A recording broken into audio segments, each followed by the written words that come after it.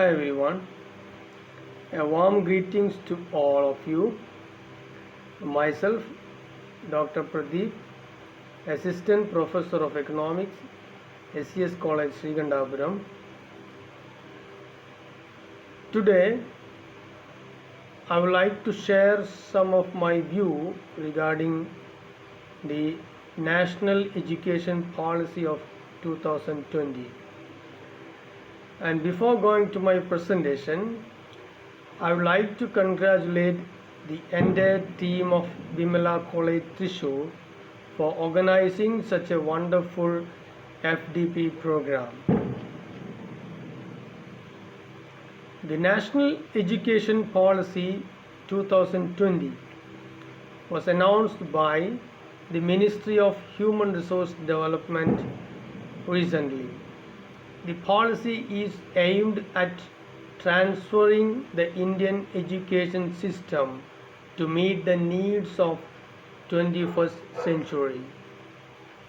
The major objectives of the policy is rectifying the poor literacy and numeracy outcomes associated with primary schools. And second one, reduction in dropout levels in middle and secondary schools. And third, adoption of the multidisciplinary approach in higher education system. And apart from these major objectives, the policy also focuses on first one, the early childhood care, and second one, restructuring curriculum and pedagogy, third, reforming assessments and exams, and fourth one, investing in teacher training. Now we can see what are the significance of National Education Policy of 2020. Recognizing importance of formative years. In adopting an all-new stream of 5+3+3+4 model for school education starting at age of 3, the policy recognizes the primacy of the formative years from ages 3 to 8 in shaping the child's future. And multidisciplinary approach in education. Another key aspect of school education in the new policy is the breaking of the strict division of arts, commerce, and science streams in high school. And third one, importance to vocational education. Another laudable aspect of the scheme is the introduction of vocational courses with an internship. This may nudge the vulnerable sections of society to send their children to schools. Next, making education more inclusive. The National Education Policy proposes the extension of the right to education to all children up to the age of 18. Further, the policy seeks to leverage the huge potential of online pedagogy and learning methodologies for increasing gross enrollment in higher education.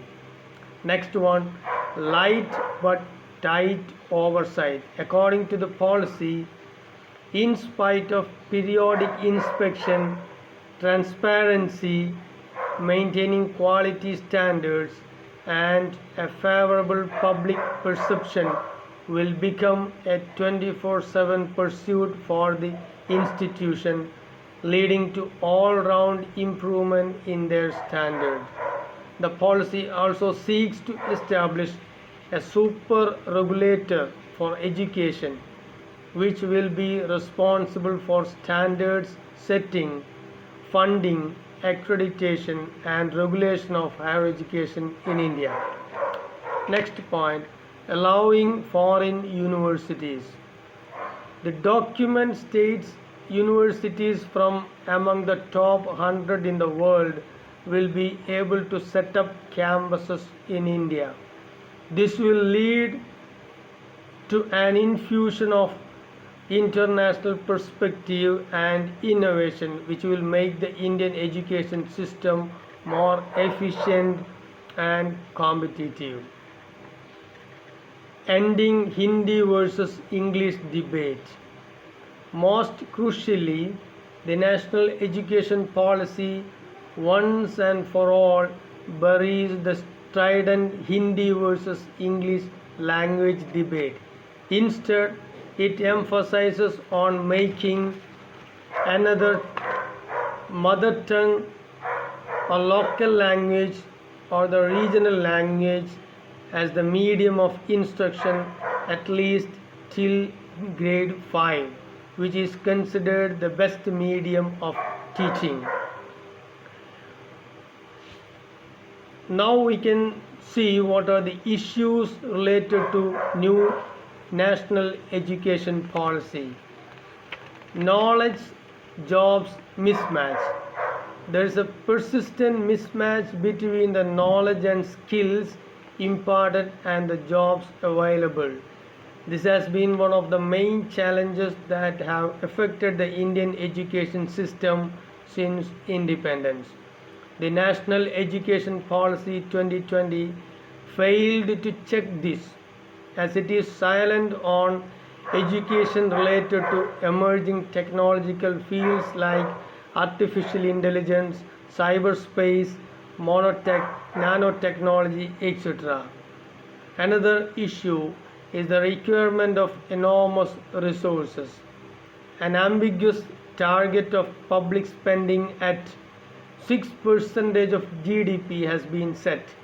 Mobilizing financial resources will be a big challenge, given the low tax to GDP ratio and competing claims on the national exchequer of healthcare, national security, and other key sectors. Now, what are the way forward? We need for competitive federalism. Since education is a concurrent subject, the reforms proposed can only be implemented collaboratively by the center and the states. Thus, the center has the giant task of building a consensus on many ambiguous plans. Another one, strive towards universalization of education. There is a need for the creation of inclusion funds to help socially and educationally disadvantaged children to pursue education. Also, there is a need to set up a regulatory process that can check profiteering from education in the form of unaccounted donations.